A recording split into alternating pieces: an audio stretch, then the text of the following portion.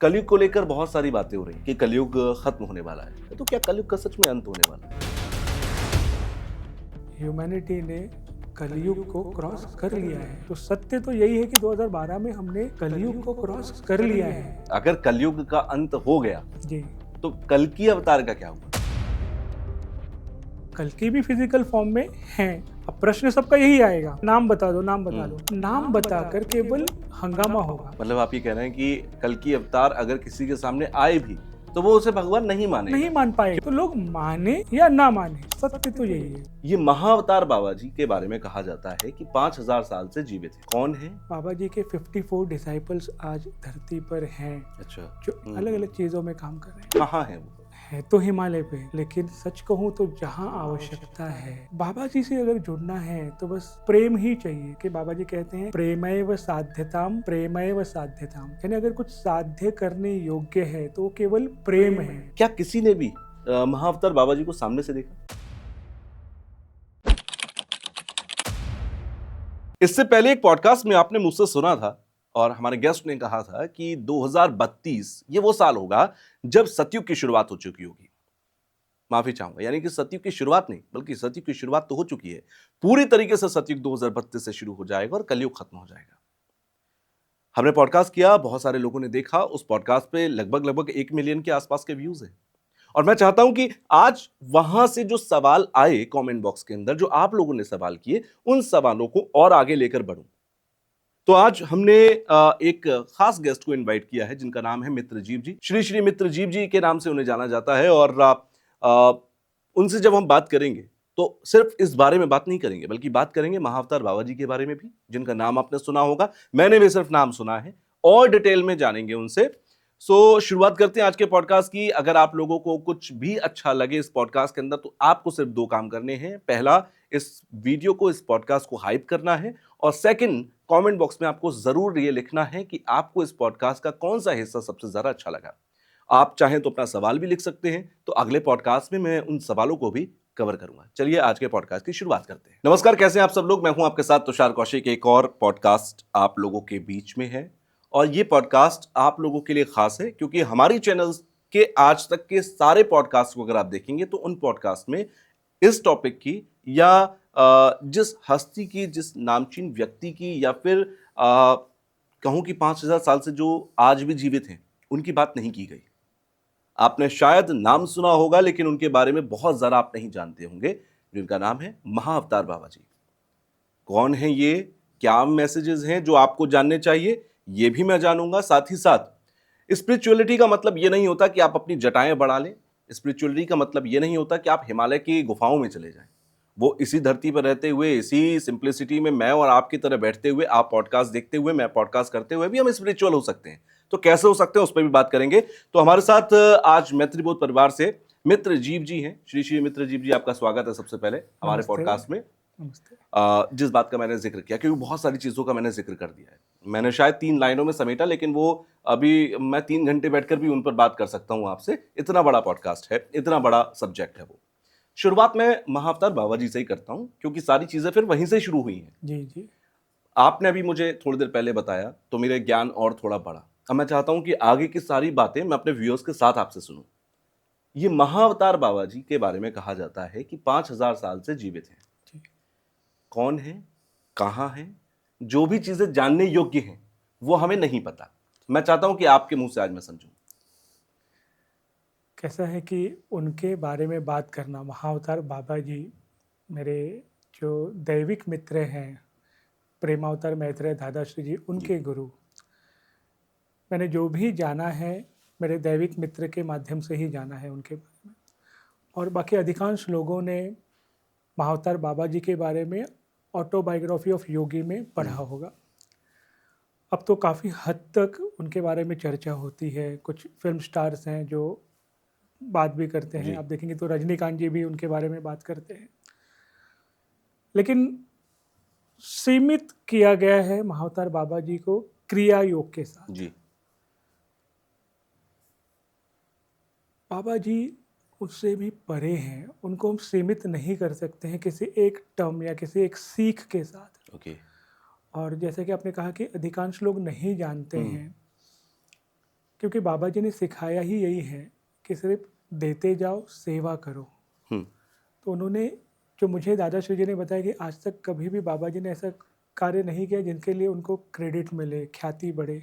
उन्होंने केवल दिया है। ऐसे कई काम उन्होंने किए हैं, ऐसे कई लोक सेवा, ऐसे कई फॉर्म लेके उन्होंने काम किया है जिसके बारे में विश्व को नहीं पता और ओके। उन्हें चाहिए भी नहीं कि विश्व जाने। हम्म, बाबा जी क्या चाहते हैं? बस यही कि आप सत्य को जानो, ट्रांसफॉर्म हो जाओ। तो आज जो मैत्री बोध परिवार है, जी। तो जो प्रेरणा या शक्ति मिलती है ये जो ट्रांसफॉर्मेशन के लिए, तो मैत्रेय दादाश्री जी हमें वही सिखाते हैं कि बाबा जी देते हैं, बाबा जी समझाते हैं बहुत सारी चीज़ें हमें। तो आज के समय में बाबा जी, जिनका कॉन्शियसनेस हमारे प्रेमावतार मैत्रेय दादाश्री जी के साथ है, ये जो ट्रांसफॉर्मेशन का जो कार्य है उसके लिए चल रहा है। और साथ ही बाबा जी के 54 डिसाइपल्स आज धरती पर हैं, अच्छा। जो अलग अलग आयाम पर काम कर रहे हैं, अलग अलग चीज़ों में काम कर रहे हैं। लेकिन जो मुख्यतः काम चल रहा है वो ह्यूमन ट्रांसफॉर्मेशन के लिए, हम सब ट्रांसफॉर्म हो, अपने ओके। ट्रू एंड अपने सत्य स्वरूप को जाने, हम्म, उसके लिए कार्य करें। बाबा जी से अगर जुड़ना है तो बस प्रेम ही चाहिए। तो बाबा जी का ही ये कहना है जो हमें दादाश्री जी ने बताया कि बाबा जी कहते हैं प्रेमैव साध्यताम, प्रेमैव साध्यताम। यानी अगर कुछ साध्य करने योग्य है तो वो केवल प्रेम है। हम्म, जैसे भी थोड़ी देर पहले आपको हमने कहा ना कि लोग केवल क्रिया योग तक ही बाबा जी को समझ पाए हैं या जान जी। पाए हैं, वो काफ़ी परे हैं। तो बाबा जी का अगर जानना है बस, तो बस प्रेम से उनका नाम ले लो, या फिर उनका जो मंत्र है प्रेम से जप लो। हम्म, बिल्कुल। एक बार आपने पुकार दिया, वो हृदय से कनेक्ट हो गए, वो दर्शन देंगे, साक्षात्कार देंगे या नहीं देंगे, लेकिन जो आपको अनुभव चाहिए, जिसके लिए आप पात्र हो, हम्म, जो आपकी आध्यात्मिक उन्नति के लिए आवश्यक है, जी। वो कृपा ज़रूर बरसती है, वो प्रेम ज़रूर बरसता है। मतलब वो है ही सर्वज्ञ सब जगह। तो आपको जो चाहिए वो आप एक बार मांग कर देखें। और इस समय जो भौतिक जो जगत है, जी। बड़ा आसान तरीका, जैसे मैंने कहा ना कि उनका जो चैतन्य है हमारे प्रेमावतार मैत्रेय दादाश्री जी में ही है वो, तो आप चाहे तो उनसे एक बार कनेक्ट करके वो अनुभव मांग लें और देखें। अच्छा, आपने कहा कि 5,000 साल से जीवित हैं। जी, ये बात सुनने में किसी के भी गले से उतरती नहीं नहीं है कि उतरती। 5,000 साल से कोई जीवित कैसे हो जी सकता है। बिल्कुल। तो लोगों के मन में दो सवाल आते हैं कि पहला ये कि भाई क्योंकि आपके मन में भक्ति है तो वो आपके मन में जीवित है, ठीक है। दूसरा होता है कि आप वो व्यक्ति कहीं हैं जो कि रहस्यमयी जगह पर है, हिमालय की गुफाओं में है या किसी ऐसी जगह पर जहां पर आम आदमी का पहुंचना नहीं हो पाता। कहाँ है वो? देखिए, एक तो उनका निवास, जैसे आपने हिमालय कहा, प्लस रानीखेत जो जगह है, जी, उत्तराखंड। जी, वहाँ पर भी कई कई लोग जाते हैं, वहाँ पर ध्यान करते हैं उनके गुफा में। तो है तो हिमालय पे, लेकिन सच कहूँ तो जहाँ आवश्यकता है, और जैसे हमने कहा ना कि उनका स्वरूप जी। ऐसा जो आप और हम आसानी से देख सके, समझ सके, वो सहायता करते हैं और चले जाते हैं। जो हेल्प चाहिए वो हेल्प पहुँचाते हैं और चले जाते हैं। उनको सच में ऐसा नहीं कि मुझे लोग पहचाने, जाने, ख्याति बढ़े, मेरा नाम जप हो, ऐसा कुछ भी नहीं, कुछ भी नहीं है उनका। और जैसा आपने कहा कि 5,000 वर्षों से जीवित है, लोगों को अचंभा लगता होगा, शायद बिल्कुल। विश्वास नहीं भी विश्वास करते नहीं होंगे। होगा, बिल्कुल। तो जैसे मैं शुरुआत से ही कह रहा हूँ कि आप विश्वास करें या ना करें, सिर्फ इतना ही कि आपको क्या चाहिए, वो आप उनका नाम लेकर प्रेम से, भाव से कहें, आपको वो अनुभव होगा और आप आगे बढ़ें। क्योंकि मैं मानता हूँ कि लोग अनुभव से ही समझते हैं, और कई कई आपने किया लोग, कभी अनुभव? मैंने जो अनुभव किया है, हम्म, मेरे जो दैविक मित्र हैं उनके माध्यम से किया है। ओके।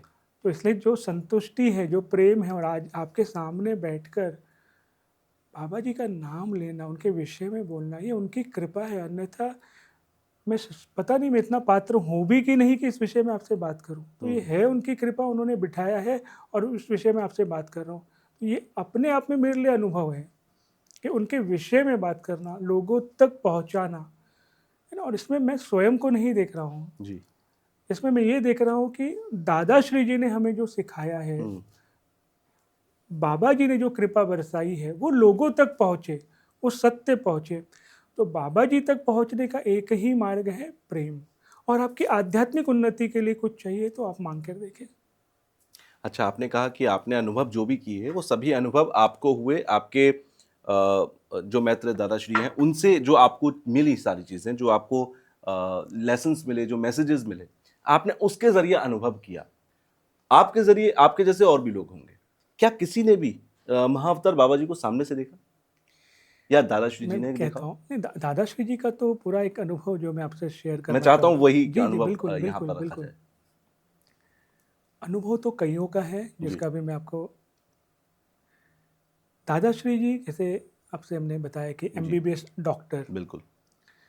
तो फिर वो जब प्रैक्टिस कर रहे थे गवर्नमेंट हॉस्पिटल में, तो एक बच्चे का केस आया जिसका हाथ फ्रैक्चर था ओके, और रात्रि का समय था, दादाश्री जी ड्यूटी पर थे, तो बैंडेड लगा रहे थे हाथ को और देखा कि वो जो बच्चा 13-14 वर्ष का ही बच्चा था और उनके ही बेड के नीचे दो छोटी बच्चियाँ सोई हुई थी।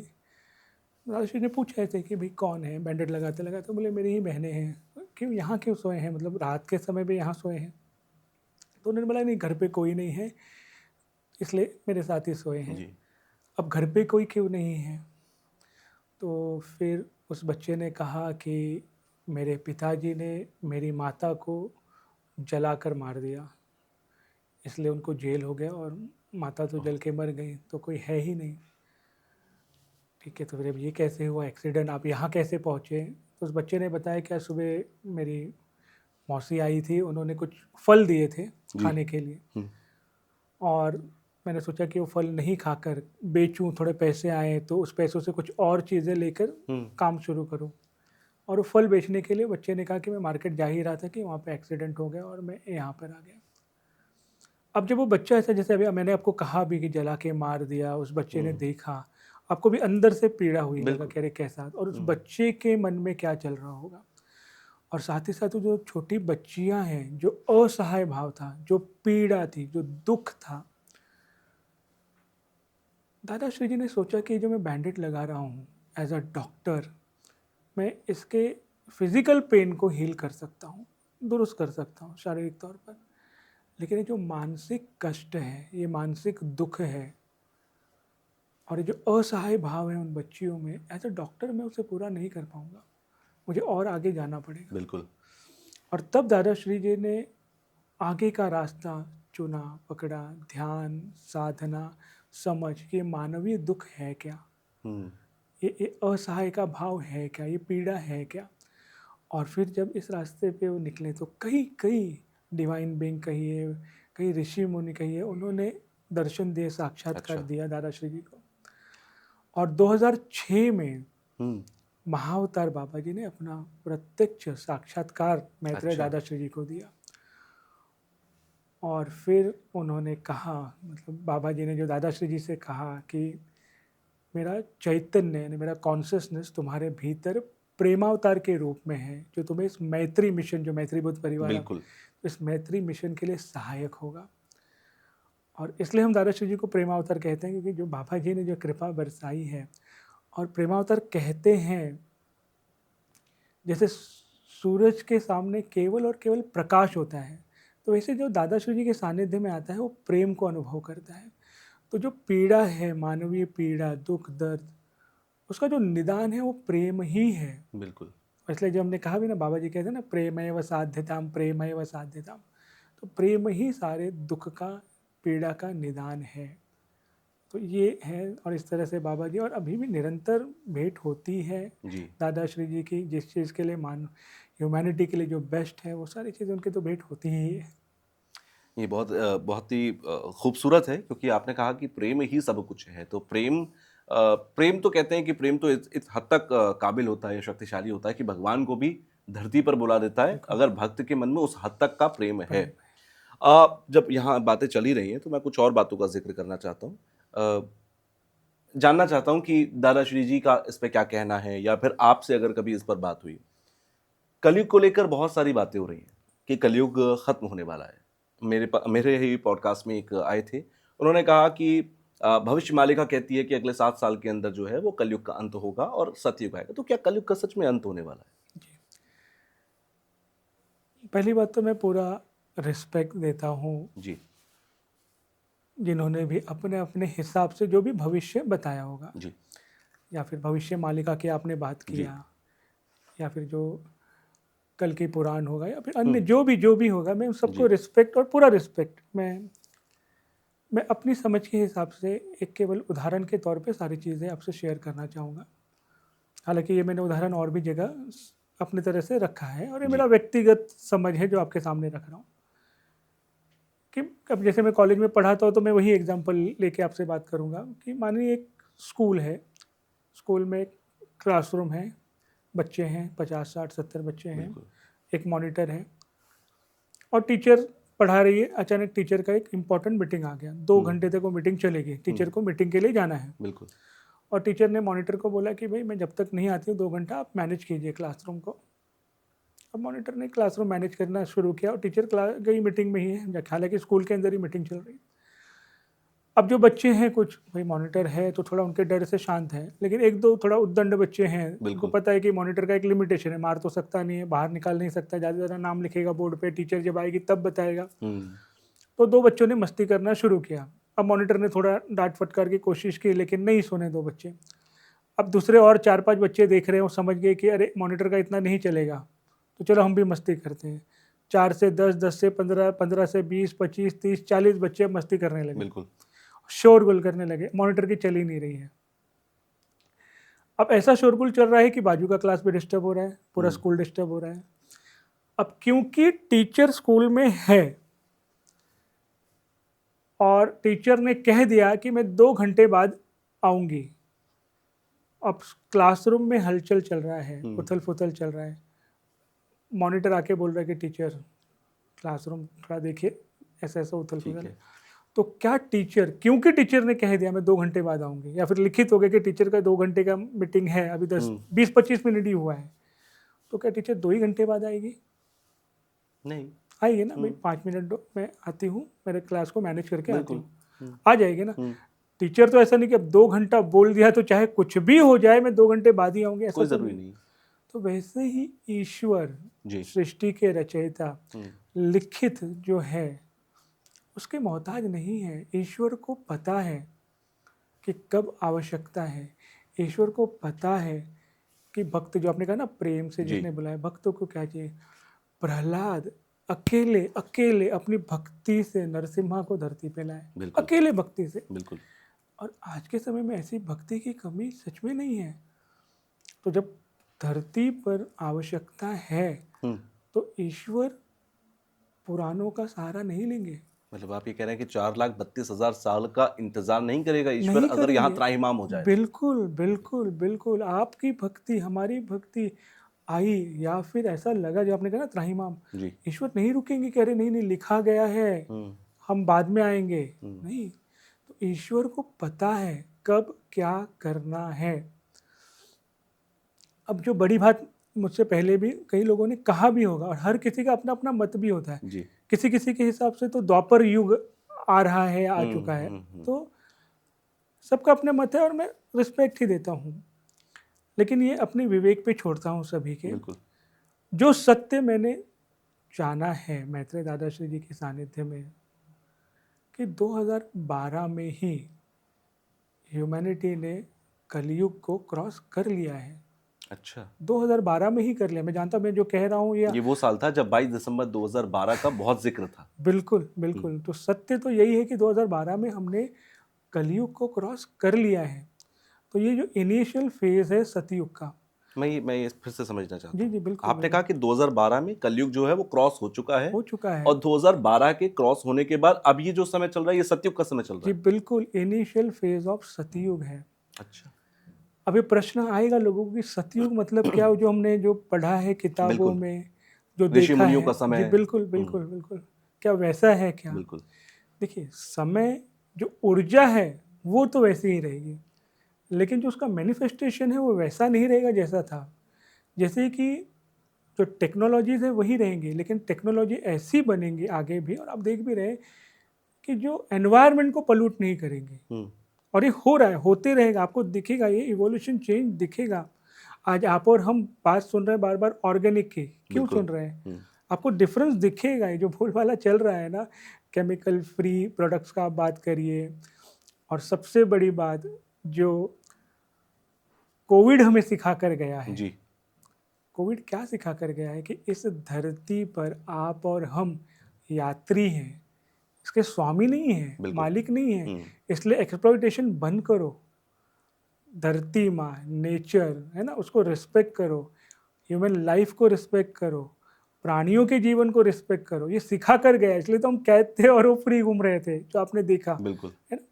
तो लोगों को लगता है कि बहुत बड़ा इवेंट होगा, मिस्टिकल इवेंट्स होगा, अचानक सब बदलेगा और ऐसे लगेगा अरे हाँ सत्युग आ गया।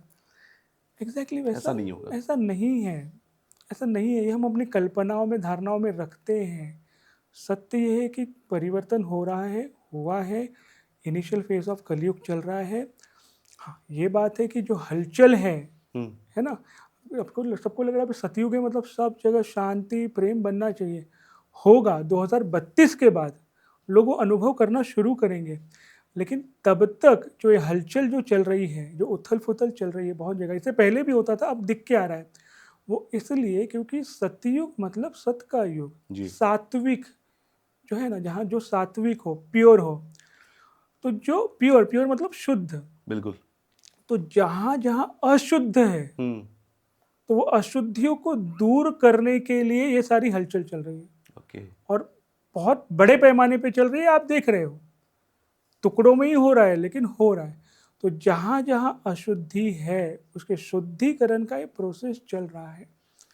तो लोग माने या ना माने, सत्य तो यही है। यानी कि आप ये कह रहे हैं, जो एक बहुत बड़ा दावा है, कि 2032 यानी कि यहां से कुल 6 साल, इन 6 सालों के बाद जो समय है, ये जो आप कलयुग का कहते हैं ना कि बात बात पे अरे क्या बताएं बड़ा बुरा समय चल रहा है, कलयुग चल रहा है, तो एक ये वाली बातें खत्म हो जाएंगी, ये गुजरा जमाना हो जाएगा। 2032 के बाद आप एक सतयुग की इस तस्वीर देखेंगे। ऑर्गेनिक जिस बात का आपने जिक्र किया, नॉन पॉल्यूटेड सिटीज आपको नजर आएंगी, जो पोल्यूशन दिल्ली एनसीआर के अंदर होता है ये भी कम हो जाएगा। आप ही कह रहे 6 साल जो है ये एक बड़ा ही ट्रांसफॉर्मेशन का टाइम है। सतयुग आएगा तो हमने तो वही तस्वीर देखी और सुनी है या सोची है कि ऋषि मुनियों का जमाना है, भगवान कभी भी कहीं भी कैसे भी दिखाई दे सकते हैं, प्रकट हो सकते हैं। क्या आने वाला सतयुग ऐसा ही है या ये सतयुग कुछ और होगा? जी, जैसे अभी कहा ना आपको कि ऋषि मुनि से वृक्ष के नीचे बैठे दिखेंगे नहीं, लेकिन जो वैज्ञानिक है वो ऋषि मुनि से कम नहीं है। बिल्कुल। ये जो आविष्कार कर रहे हैं वो कम नहीं है किसी से।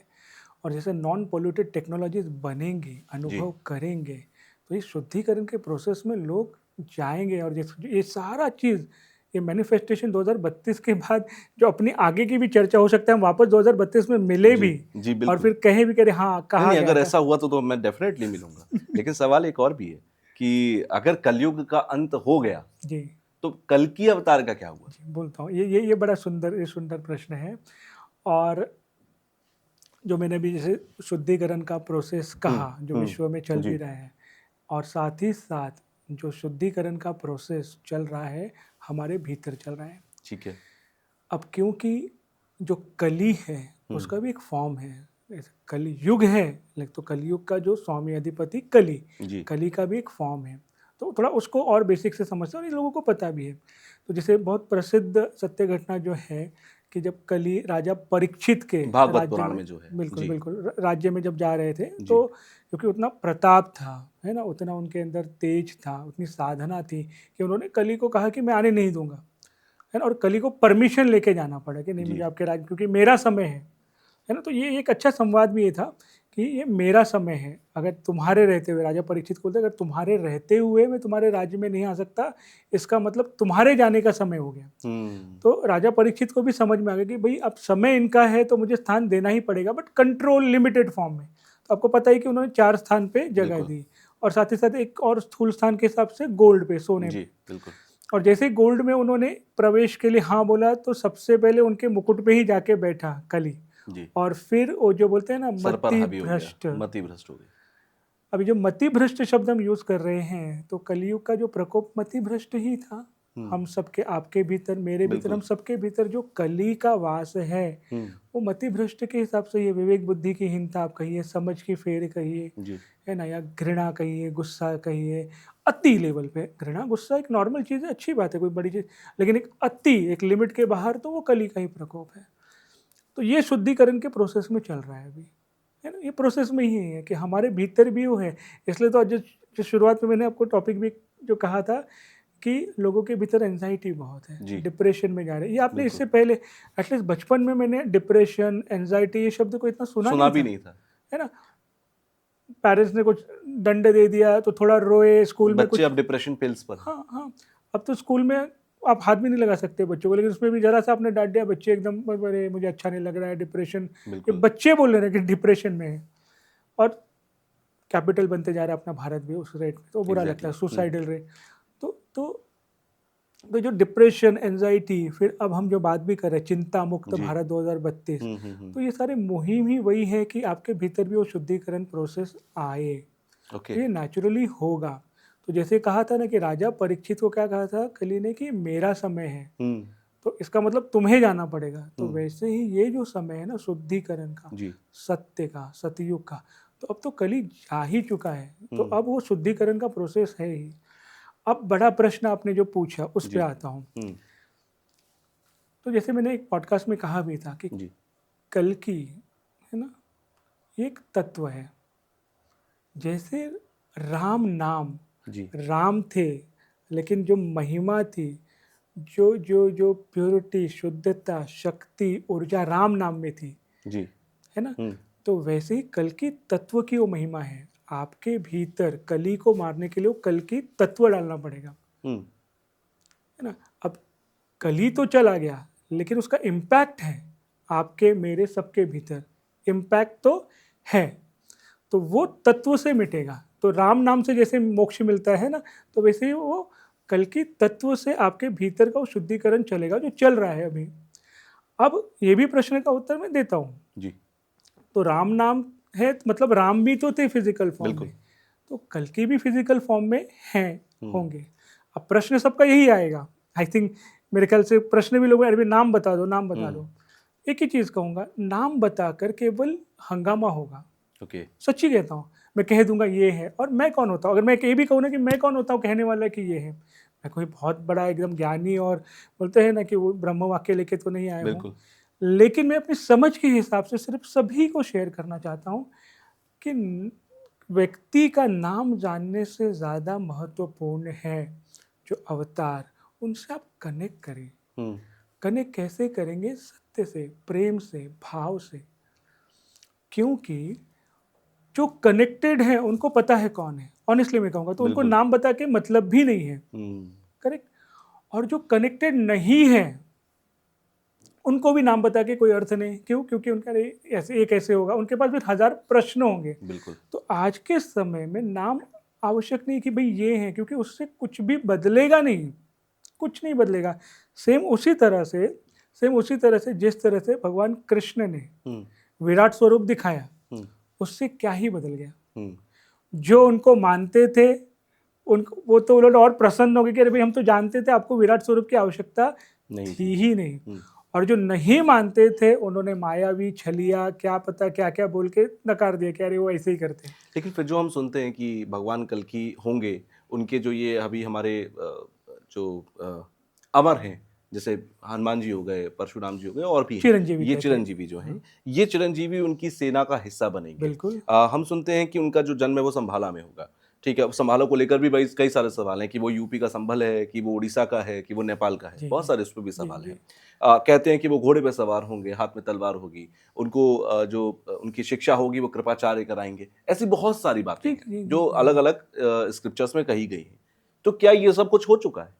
मैं कहता हूँ, जैसे मैंने कहा ना कि पूरा मैं रिस्पेक्ट देके कहूँगा, जी। जो भी आपने जितनी भी चीज़ें कही जी। और जो भी पुराणों में लिखा है, हालांकि कुछ चीज़ें चेंज हुई हैं, आपको भी पता है, बहुत सारी चीज़ें एडिशन हुई हैं। एक्चुअल जो लिखा है उसमें बहुत छेड़छाड़ हुई है अच्छा। समय टू समय, इसलिए मैं जानबूझ के उसके ऊपर कमेंट नहीं करना चाहता हूँ। लेकिन जो शुरुआत में मैंने आपको कहा वही चीज़ मैं वापस कहूँगा कि ईश्वर को अच्छे से पता है कि मुझे कैसे आना है, क्या काम करना है, इम्पोर्टेंट क्या है। वो स्वरूप इम्पोर्टेंट क्या है, वो जो जो अश्व पे आने वाले हैं वो, या इम्पोर्टेंट है कि काम हो, कार्य हो। जैसे भगवान बुद्ध के पास भी, जब जी। भगवान बुद्ध का अंतिम समय था, बिल्कुल अंतिम समय, तो सारे उनके जो शिष्य थे, मतलब वो चाहते थे कि बस अब कोई, उनका अंतिम समय है, मतलब आपको पता ही है कि जो विष का प्रभाव था उनके बिल्कुल। शरीर पे, तो उनसे कोई बात नहीं करे। फिर भी एक अंतिम व्यक्ति आया, भक्त, कि मुझे बात करना है। तो उनके शिष्यों ने कहा कि मत, क्योंकि देखिए ना, आप अवस्था देखिए, अब कहाँ बात करोगे इनसे।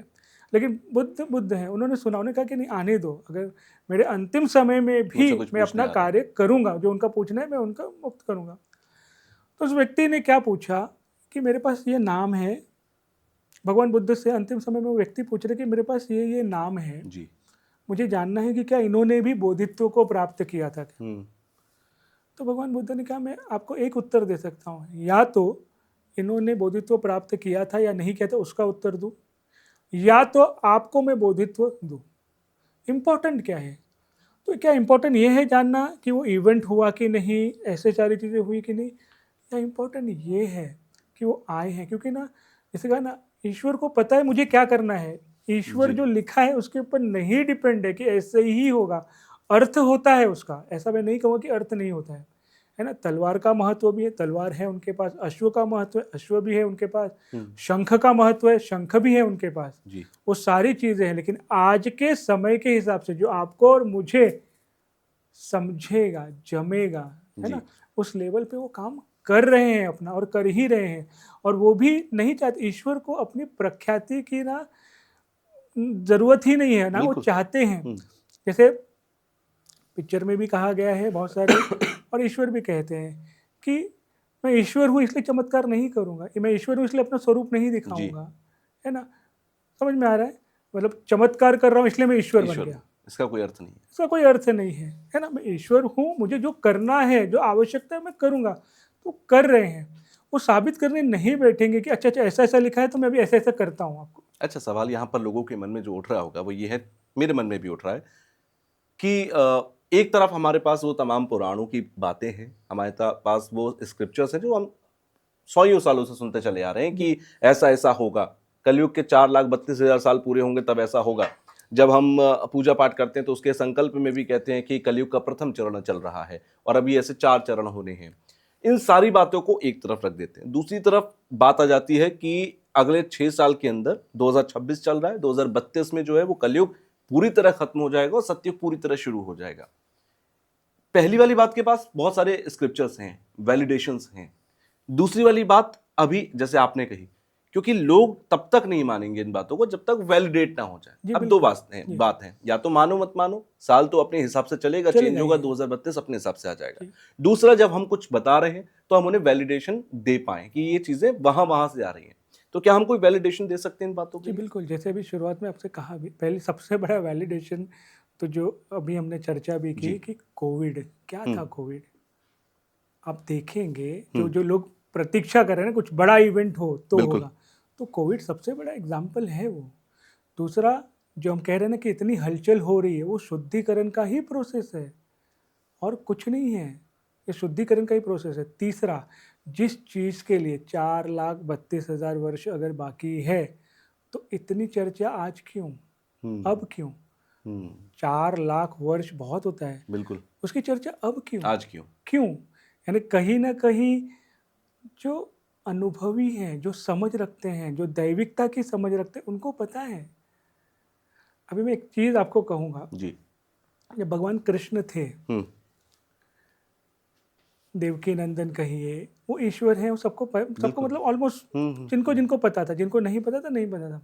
लेकिन उस समय में पौंड्रक भी थे, जिन्होंने क्लेम किया था कि मैं ईश्वर हूँ, बिल्कुल। है ना, मैं हूँ, हम्म। होता है ना, जो भी आपको हाँ, अवतार मैं बचपन हूँ। से ही उन्होंने चमत्कार दिखाया, हाँ हाँ बचपन से ही हाँ, बड़े तो बड़े असुरों को मारा, मतलब उन्होंने कहा कि मेरे साबित पास तो किया। हनुमान जी भी हैं, बिल्कुल। उनके पास भी एक थे, तो हम्म। मेरे पास तो हनुमान जी भी है, तो पौंड्रक बोलते मैं हूँ। लेकिन भगवान कृष्ण नहीं गए प्रूव करने के, अरे भाई नहीं वो नकली है, मैं असली हूँ, मैं हूँ जो है। आज के समय में बहुत सारे आपके सामने भी आ रहे होंगे जो क्लेम 85 कर में भी से। रहे होंगे कि मैं हम्म। हूँ मैं हूँ मैं हूँ। हम्म। लेकिन जो सत्य थे वो अपना काम कर रहे थे, वो अपने काम में व्यस्त थे। उन्हें ऐसा नहीं किया कि अरे ऐसा ऐसा लिखा है तो मुझे ऐसे ऐसे करना है। दूसरी बात, जो भगवान कृष्ण के भक्त थे, जिन्होंने हम्म। जान लिया था, वो पौंड्रक को कुछ भी नहीं बोल रहे थे। क्यों? क्योंकि उनको पता है कि मैंने सत्य को देखा है, तो असत्य के पीछे मैं अपनी ऊर्जा असत्य के पीछे क्यों लगाऊं। सही बात है। लेकिन जो पौंड्रक के मानने वाले थे, जो पौंड्रक को मानते थे ईश्वर, वो श्री कृष्ण के पीछे लगे थे। कह रहे भाई आप मतलब आपको हम युद्ध में ललकारेंगे, आपकी राजधानी हम ध्वस्त करेंगे, उनके बारे में बोलना, जो भी सब करना है। तो जो सत्य को जानता है ना, वो शांत रहता है। जो असत्य में है वो हलचल में है, फिर वो प्रूफ दिखाता है, प्रूफ बनाता है, दिखाता है। तो जैसे आपने पूछा ना लॉजिक क्या है इस चीज़ का, जो मैं कह रहा हूँ, मैं इतना ही कहूँगा, जिनको सत्य जानना है, सच में सत्य जानना है, वो आंखें बंद करके अपने ईश्वर से कनेक्ट करें, जिनको मानते हैं, अपने गुरु से कनेक्ट करें, जिनको वो मानते हैं, और कहें कि मुझे सत्य दिखाएं। मैंने मेरे जीवन में प्रार्थना किया कि मुझे सत्य के साथ रहना है, और ईश्वर अगर आप कभी भी धरती पे आओगे तो मुझे सेवा का अवसर जरूर दीजिए। मैं आज कर रहा हूँ, मैं कुछ भी हूँ, मैं ये पूछने नहीं जा रहा हूँ कि आप ईश्वर हो, आप ईश्वर हो, आप ईश्वर हो, नहीं। बिल्कुल। मैं सिर्फ क्या करने जा रहा हूँ पता है कि आज यहाँ आपके भी माध्यम से लोगों को केवल इतना ही कहना चाहता हूँ कि सत्य का हाथ थामो। अगर आपको सत्य नहीं पता है, सत्य अगर नहीं पता है, तो एटलीस्ट किसी को झूठा ना बोलो, बिल्कुल, है ना। सत्य को जानने का प्रयास करो, अपने ईश्वर से ही कहो कि मुझे सत्य दिखाए, समझाए, ताकि वो पौंड्रक के बोलते हैं ना भक्तों की तरह हम सत्य के ऊपर पत्थर ना मारते बैठे, वैसे सत्य को तो कोई असर पड़ेगा ही नहीं, बिल्कुल, है ना। तो आप प्रार्थना करके देखें तो ही दिखेगा। इसलिए तो विराट स्वरूप सबको नहीं दिखा था, उन्हीं को दिखा था जो सत्य के साथ थे। तो जिनको दिखता है वो स्वरूप या फिर कुछ लॉजिक मांगेंगे ही नहीं, जिनको नहीं दिखता है वो मांगेंगे, और उनको देके कोई अर्थ नहीं है, ये मैं जानता हूँ। तो उनसे मैं आज आग्रह कर रहा हूँ कि आप बैठें, प्रार्थना करें जिनको आप मानते हो, या फिर ये प्रार्थना करें कि जो सृष्टि के रचयिता हैं, जी। जो सत्य हैं, वो मुझे सत्य दिखाए, वो मेरा मार्गदर्शन दे। और इम्पोर्टेंट क्या है? व्यक्ति को जानना इम्पोर्टेंट नहीं है, अनुभव इम्पोर्टेंट है। बिल्कुल, आप क्या फील कर रहे हो? जी, तो सतयुग चल रहा है कि नहीं चल रहा है, कलयुग चल रहा है कि नहीं चल रहा है, उससे ज़्यादा बड़ा प्रश्न है कि आप शांति में हो क्या, आप प्रेम में हो क्या, आपको अच्छा लग रहा है क्या, आप अपने ईश्वर से कनेक्टेड हो क्या। जी, अन्यथा क्या होगा मालूम है, ये विषय पे ही रहेंगे। मेन जो बोलता है ना, जो अचीव करना है, जैसे ना प्रश्न लेके गए कि भाई बोधित्व इनको मिला था क्या, अरे वो छोड़ो, आपको बोधित्व चाहिए क्या, ईश्वर है, आपको अनुभव करना है क्या। तो क्या होता है ना, लोग मुद्दे से हट जाते हैं बिल्कुल, और सिर्फ डिबेट इसी पे रह जाता है। तो आपने जो प्रश्न पूछा उसका उत्तर मैं इतना ही दूंगा कि लोग सत्य को जानने के लिए बस आंखें बंद करके बैठ जाएं। सृष्टि रचयिता आपको सत्य दिखाएंगे, बस ओके। आप एक्सेप्ट करने के लिए बैठ जाए। चलिए फिर हम आपकी बात मान लेते हैं कि जो मुद्दा है वो ये है कि अगले 6 साल में बदलाव होने वाला है। आप मेरी बात मानिए मत, मैं जी। सीरियसली कह रहा हूँ, आप मेरी बात मानिए, आप अपना प्रार्थना करके देखिए। प्रार्थना का अर्थ क्या है? अब देखिए, इसके ऊपर भी मैं एक ही चीज़ कहूँगा, शुरुआत से लेके जब से सृष्टि बना है तब से लेके अभी तक बहुत कुछ बदला है, बहुत कुछ, मतलब बहुत कुछ, यानी कपड़ों से लेके, बोली भाषा से लेके, हमारे स्ट्रक्चर से लेके सब कुछ बदला है। लेकिन एक चीज़ नहीं बदला है, वो है प्रार्थना। हर एक परंपरा आप उठा लीजिए, हर एक देश उठा लीजिए, सब देश में विविध विविध प्रकार से प्रार्थना अलग तो अलग होता तरीके ही है। से। जी। और बेसिक मतलब है, मुझे नहीं, सबको पता है प्रार्थना मतलब क्या होता है कि अपने भाव को, है ना, अपने भाव को अपने ईश्वर या जिसको आप मानते हैं उन तक पहुंचाना, एक संवाद करना, कम्युनिकेट करना। बिल्कुल, तो वही मैंने कहा प्रार्थना। तो आपको भी जो मैं कह रहा हूँ, आपके माध्यम से जो इस पॉडकास्ट देख रहे हैं उन लोगों को भी जो मैं कह रहा हूँ इतना ही है कि आप सत्य को जानने के लिए बस बैठ जाएं, ओके। आंखें बंद करके, और कहें कि जो भी जिसके पहले पर आप भरोसा करते हैं उनसे कहें, है ना, या फिर जो भी सृष्टि रचयिता है उनसे प्रार्थना करें। और है ना, विडंबना रही है, मैं आपको मतलब दिल से कहूँगा, ये हम चर्चा करते भी हैं। जैसे जब साईं बाबा थे जी। धरती पर, कितने लोगों ने माना? बहुत कम। बहुत कम। उनके जाने के बाद पूरा देश मानता है। बस, है ना। वैसे स्वामी समर्थ जी हैं महाराष्ट्र के बड़े, बिल्कुल। कितने लोगों ने माना जाने के बाद। जैसे जब बुद्ध थे, कितने लोगों ने माना। इनफैक्ट ये भी है कि जब बुद्ध ने अपना पहला आश्रम शुरू किया तो पूरा आश्रम सहित उनको बाहर किया गया, आश्रम पूरा तोड़फोड़ किया गया, उनको वापस से नया आश्रम शुरू करना पड़ा, है ना। उन्होंने भी फेस किया। भगवान कृष्ण थे, कितने लोगों ने माना? नहीं, उनके हिसाब से नहीं, भगवान कृष्ण इज नॉट अ भगवान कृष्ण। बिल्कुल। भगवान तो शिव जी हैं, भगवान तो राम जी थे, और राम जी जब थे तो कितने लोगों ने माना, बिल्कुल। है ना? और जब तो फिर कौन है भगवान? शिव जी हैं, और शिव जी ने भी तो धरती पे कितने अवतार लिए। तो ये विडंबना रही है, हर बार रही है। मतलब आप ये कह रहे हैं कि कल की अवतार अगर किसी के सामने आए भी तो वो उसे भगवान नहीं मानेगा। नहीं मान पाएगा। क्यों? क्योंकि अभी हम सब इंसान धरती लोक पर हैं, मृत्यु लोक पर हैं, तो हम नहीं मानेंगे। जब वो चले जाते हैं फिर हम कहते हैं हाँ ये भगवान थे, Yes. क्योंकि हम तब मानना शुरू करते हैं। अ, अगले 6 साल, क्योंकि अब हम इस बात पे बात करते हैं कि अगले 6 साल, ये 6 साल वो दौर है, क्योंकि यही सवाल मैंने किसी और से भी किया था, तो उन्होंने कहा कि 6 साल में जो धर्म के रास्ते पर नहीं होगा वो खत्म हो जाएगा, वो सतयुग में नहीं जाएगा। इस हिसाब से अगर देखा जाए, इस देश की ही अगर मैं बात कर लूं, केवल 150 करोड़ की आबादी में मुझे लगता है 100 करोड़ लोग तो नहीं चल रहे हैं धर्म के मार्ग पर। तो क्या 100 करोड़ लोग नहीं जाएंगे अगले 6 साल में, आगे नहीं बढ़ेंगे? 6 साल में उनका अंत है क्या? बहुत सुंदर।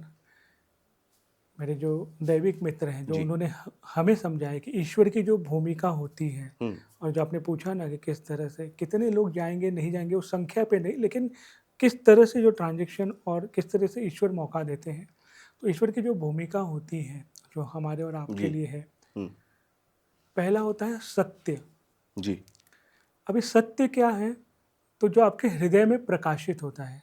हम्म। सत्य क्या है? जो आपने कुछ अच्छी बातें पढ़ी हैं, जो आपको अच्छी बातें पता भी हैं, और पता होती है, ऐसा नहीं कि नहीं, है ना? जो जो कहते हैं ना कि मॉरल चीज़ है, जो आपको पता है, जैसे आप एक आदर्श भी कह सकते हो, जी। अच्छी टीचिंग्स कह सकते हो। तो जो सत्य, जो आपके हृदय आपको बताता भी कि भाई ये सत्य है ना? तो ये चीज़ें आपको ईश्वर प्रकाशित करता है। एक चोर के हृदय में भी वो सत्य आता है कि भाई देखो ये चीज़ ऐसा है, ये चीज़ ऐसा है ना? तो सत्य, तो हृदय, तो ईश्वर की जो पहली भूमिका है वो सत्य, जो आपके हृदय में वो प्रकाशित करे, जागृत करे, आपको बताए, डायरेक्टली भी इनडायरेक्टली भी, अलग अलग बिल्कुल। तरीके से, बिल्कुल। वो सत्य है, ये पहली हम्म। भूमिका है।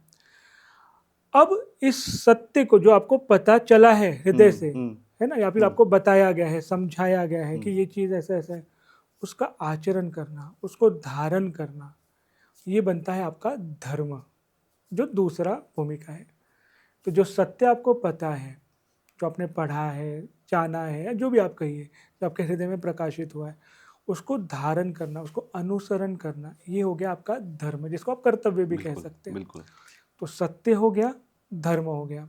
ये दो आपको ऑप्शन दिया जाता है कि भाई आप इस सत्य को जानो, सत्य को जानने के बाद उसकी राह पे चलो, यानी धर्म पे चलो, जिसे हम कहते हैं। अब जब ये नहीं होता है ना, जिसको बोला ना धर्म का पालन नहीं किया, कर्तव्य बिल्कुल। का पालन नहीं किया, हम्म। हम्म। जैसे आज भी मैं यहाँ पे आया हूँ, हम्म। एक मेरे लिए कर्तव्य था कि जो बिल्कुल। मुझे सत्य पता है, वो जैसा भी है, जो मुझे पता है वो मैं आपके सामने रखूँ एज इट इज। जी। लोग मानेंगे नहीं मानेंगे, लोग हो सकता है ट्रोल करे नहीं करे, लेकिन मेरा कर्तव्य उस सत्य को रखना, आपके बिल्कुल। सामने आना। तो सत्य हो गया, धर्म हो गया। अब धर्म का पालन अगर नहीं हुआ, यानी आपने अपने कर्तव्य का पालन नहीं किया, हम्म। जैसे माता पिता ने अपने कर्तव्य का पालन नहीं किया, बच्चों को अच्छी शिक्षा दीक्षा नहीं दी, अच्छे संस्कार नहीं दिए, जी। बराबर। टीचर ने, शिक्षक ने अपने कर्तव्य का पालन नहीं किया, ने बच्चों को सही एजुकेशन नहीं दिया।